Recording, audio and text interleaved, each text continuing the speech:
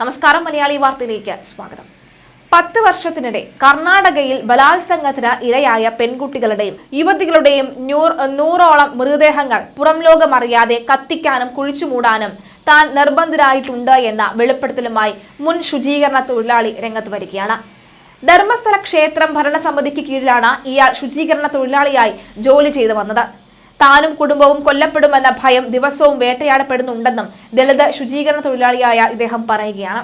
1998നും 2014നും ഇടയിൽ ധർമ്മസ്ഥലത്തിന് സമീപം പ്രദേശങ്ങളിലും ബലാത്സംഗം ചെയ്ത് കൊലപ്പെടുത്തിയ സ്കൂൾ വിദ്യാർത്ഥിനികൾ ഉൾപ്പെടെ നിരവധി സ്ത്രീകളുടെ മൃതദേഹങ്ങളാണ് താൻ കത്തിച്ചത് എന്നാണ് ഇയാൾ പറയുന്നത്. കുറ്റബോധം കൊണ്ട് ഉറങ്ങാൻ കഴിയാത്ത സ്ഥിതിയിലാണ് ഇത് വെളിപ്പെടുത്തിയത് എന്നാണ് ഇദ്ദേഹം പറയുന്നത്. പിന്നാലെയാണ് അഭിഭാഷകരുടെ സഹായത്തോടെ ശുചീകരണ തൊഴിലാളി പുറത്തുവിട്ട കത്തിൽ വിശദമാക്കുന്ന വിവരങ്ങൾ വരുന്നത്.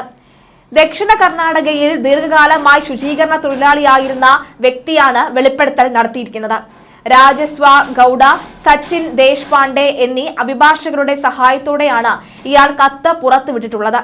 ധർമ്മസ്ഥലത്തിലെ ക്ഷേത്രത്തിലെ ശുചീകരണ തൊഴിലാളിയായിരുന്നു ഇയാൾ. കുഴിച്ചുമൂടിയവരിൽ പ്രായപൂർത്തിയാകാത്ത പെൺകുട്ടികൾ അടക്കമുള്ളവരുണ്ട് എന്ന ഞെട്ടിക്കുന്ന വെളിപ്പെടുത്തൽ കൂടി പറയുന്നുണ്ട്. സംഭവത്തിൽ ധർമ്മസ്ഥല പോലീസ് വിവരങ്ങൾ ഒളിച്ചുവെക്കാൻ കുറ്റം ചുമത്തി ഇയാൾക്കെതിരെ പോലീസ് കേസെടുത്തിട്ടുണ്ട്. ധർമ്മസ്ഥലത്ത് 1995 മുതൽ 2014 വരെയാണ് ഇയാൾ ശുചീകരണ തൊഴിലാളിയായി ജോലി ചെയ്തത്. ക്രൂരമായ രീതിയിലുള്ള കൊലപാതകങ്ങൾക്കും സാക്ഷിയാവേണ്ടി വന്നതായും ഇയാൾ വിശദീകരിക്കുന്നുണ്ട്. ഈ മൃതദേഹങ്ങൾ മറവു ചെയ്യാനും നിർബന്ധിതനായി എന്നും ശുചീകരണ തൊഴിലാളി അവകാശപ്പെടുന്നു. കുടുംബത്തിന് ഭീഷണി നേരിട്ടതോടുകൂടി 2014 സമീപ സംസ്ഥാനത്തേക്ക് രക്ഷപ്പെട്ട ഇയാൾ നിലവിൽ പോലീസ് സംരക്ഷണത്തിലാണ് കഴിയുന്നത്. ഈ കൊലപാതകങ്ങൾ അന്വേഷിക്കണമെന്നും മൃതദേഹങ്ങൾ കുഴിച്ചെടുക്കണമെന്നുമാണ് ഇയാൾ പോലീസിനോട് ആവശ്യപ്പെട്ടിരിക്കുന്നത്. കുറ്റബോധം തോന്നുകയും ഇരകൾക്ക് നീതി കിട്ടണമെന്ന ആഗ്രഹത്തിന് മൂലമാണ് ഒരു പതിറ്റാണ്ടിന് ശേഷം ഇയാൾ പോലീസിനെ സമീപിച്ചത്. വെളിപ്പെടുത്തലിന് ശേഷം തനിക്കും കുടുംബത്തിനും സംരക്ഷണം ഒരുക്കണമെന്നും ഇയാൾ പോലീസിനോട് ആവശ്യപ്പെട്ടിട്ടുണ്ട്. മൃതദേഹങ്ങൾ രഹസ്യമായി സംസ്കരിക്കാൻ തന്റെ സൂപ്പർവൈസറാണ് ഉത്തരവിട്ടിരിക്കുന്നത്. പോലീസിൽ പറയുമെന്ന് പറഞ്ഞപ്പോൾ ഭീഷണിപ്പെടുത്തുകയും ആക്രമിക്കുകയും ചെയ്തു എന്നും ഇയാൾ പറയുന്നു.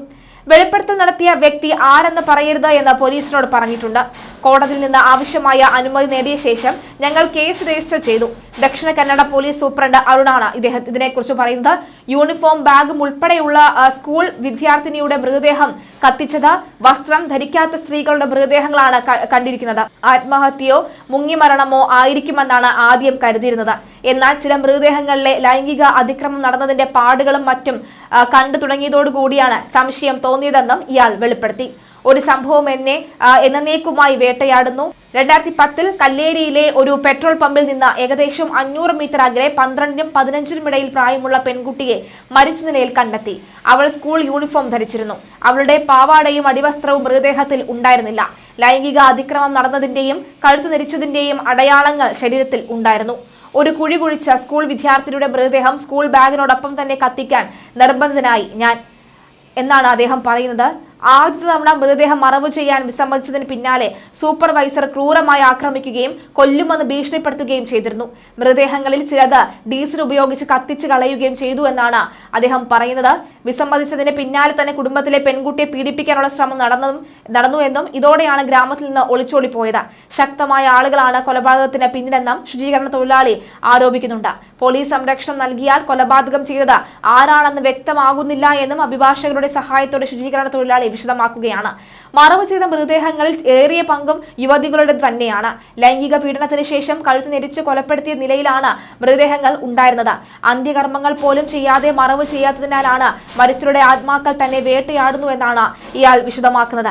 മരിച്ചവർക്ക് മാന്യമായ രീതിയിലുള്ള അന്തിമ സംസ്കാരത്തിനുള്ള അവസരം ഒരുക്കാനാണ് വെളിപ്പെടുത്തലെന്നും ഇയാൾ വിശദമാക്കുന്നുണ്ട്.